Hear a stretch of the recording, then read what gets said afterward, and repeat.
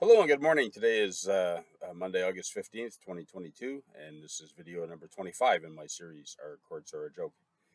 Now, I'm going to try to really stay on topic. Today's topic is lawyers. Now, my first case, we started in 2006, and you know what? I thought it was pretty straightforward, and I had overconfidence in myself, and I went through all that without a lawyer, and although I did have a strong case, the other lawyer took advantage of a mistake of the court office and got a motion through that that should never have happened. And then anyway, things carried on, and we went to trial, and they just slapped me silly, and it was pretty obvious the judge was on their side when they even told me to stop talking when I was saying something that prejudiced their case. So you know what? The legal system, wants you to have a lawyer, and for a number of reasons. One, you're probably better off with a lawyer because a lawyer, knows how everything works.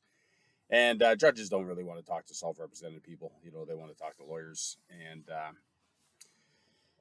really, there was no reason why I should have been able to do that without a lawyer. But anyway, the lawyer for the other side in my first one there just removed all the evidence, that of my side of this case, and it's pretty hard to have a trial when all your evidence isn't there, right? And the judge just played along. Now, I am accusing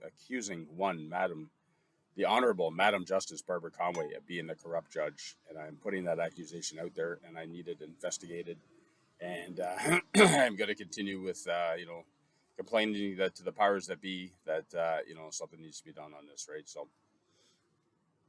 anyway, so I'm still fighting that, and it's funny. Connie and I are actually friends today. Well, we don't talk too often, but last time I saw her, she talked for 2 hours, like the last 18 years never happened, right? So, so anyway, my second one, I was going to represent myself again, and I just realized with my kids in my home and everything, I had too much on the table, and I better hire a lawyer. So I talked to several lawyers, and the one I settled on was actually a bit higher price than a couple of the other ones. But anyway, he talked to me at length on our first consultation, and I kind of connected with him, and I thought, you know what, he'll do all right. So, and I thought he did a very good job, and there was no movement with my ex on anything.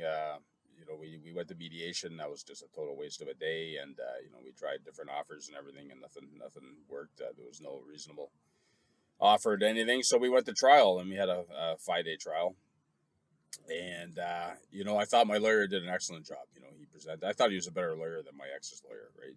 He presented a great case. He really kind of hit a lot of the points. He did a really good job, and there was some things though I thought that he could have focused more on, and he didn't prepare me for excuse me some you know parts of it, but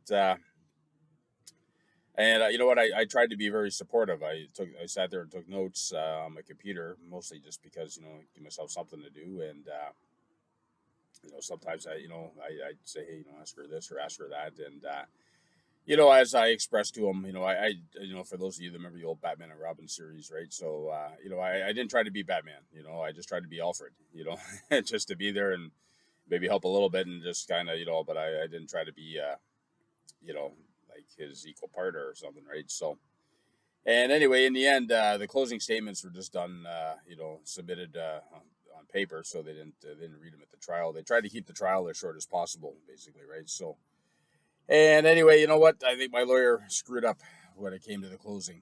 He asked for too much, and I said at the end of I was the last person questioned at the end, and the last closing moments, I said, you know what, the home we lived in, although it's all in her name, I said it was 50-50, and she had matched my down payment. We'd lived there for 10 years, and we both I paid up pretty much all of it, while she was home with the kids, and when she wasn't home, we paid, when she wasn't home with the kids and working, we paid 50-50, right? So, and even at the judge, goes through page after page of law and this and that and everything, it comes to the same conclusion. It's 50-50, right? And then anyway, the judge from there goes out of her way to try to find some way to just give it to her 100%, because I also own a rental condo, right? And my ex had nothing to do with that, nothing whatsoever. She didn't want any part of that. I lost money for years until the mortgage went down and the rent went up, and then I made money. She didn't share any of that, right?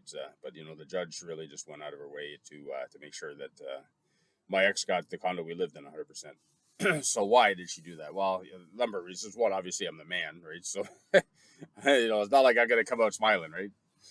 Yeah, but my lawyer just asked for too much in the closing, right? Like he just started, anywhere from 65 to 80 to 100%, all mine, right? And the judge refers to that, refers to the closing. Now I didn't obviously, I hired a lawyer, $650 an hour, right? Like he said we're going to do this, we're going to do that, we're going to do that, and I mean, what am I going to say, right? You hire a professional to represent yourself, like you don't start telling them how to do it, right? If not, you must have just do it yourself, right? And in hindsight, I could have saved myself $45,000 and done it myself. I couldn't have done any worse, and the judgment was so bad I could have showed up with no evidence and no lawyer and not have done any worse, right? So, well, who knows? Maybe the judge would have found some way to give my rental condo to my ex too. I don't know, but I think a lot of it was that he just got greedy there in the end. So my lawyer, to his credit, I owed him another 20,000, and he just wrote that off. We lost so bad, I guess he felt guilty, about that. Now it took him over a month to send me that final bill confirming that. And apparently, if you want to file a complaint against a lawyer, you have a month to do it. So I kind of wonder, did he wait a month to make sure? Had I filed the complaint within a month, he might have said, "Well, you owe me another 20,000," right? So I don't know, like did he do anything wrong that I can complain somewhere? Like I don't know, right? I mean, maybe he's just a bad lawyer. There's negligent, and then there's just, well, you're just not very good, right? So anyway, yeah. So I paid my lawyer 45,000. I owe her lawyer 75,000, and so this is why I really have no choice but to fight on, because this is like lost my home, lost my kids. I lost all the equity of the last 10 years, and with all the bills I'm paying, I lost everything I'm gonna make the next 10, right? Maybe not everything, but I got to live somehow besides living in a van. And was he a bad lawyer? Well, I don't know. I just know I got screwed, right? So it's why I'm fighting on. So anyway, with that, I got a couple of days to finish my appeal to the Supreme Court of Canada and hope for the best, right? And and just carry on. So please watch my videos. I didn't say at the beginning, but let me just caution again: this is not professional legal advice.